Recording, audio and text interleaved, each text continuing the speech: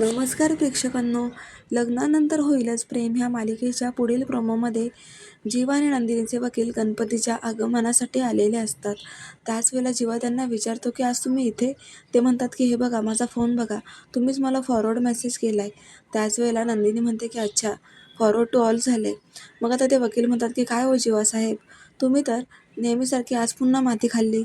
तुम्ही दोघं तर एकत्र पूजा करताय, मग तुम्हाला डिवोर्स कशाला हवाय?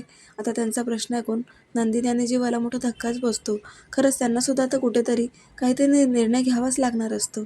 तर आता ते वकील डायरेक्टच विचारतात की द्या माझ्या प्रश्नाचं उत्तर, की तुम्ही दोघं एकत्र पूजा करताय ना, मग कशाला डिवोर्स घेताय?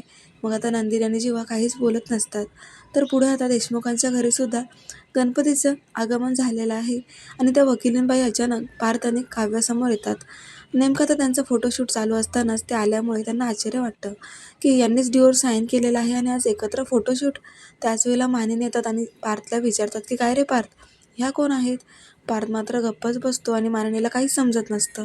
तर पुढे आता त्या वकिलीबाई पार्थ आणि काव्याला म्हणतात की तुमचं जर चांगलं सूत जुळलंय, एकत्र फोटोशूट चालू होतं, मग डिवोर्स कशाला घ्यायचा आहे?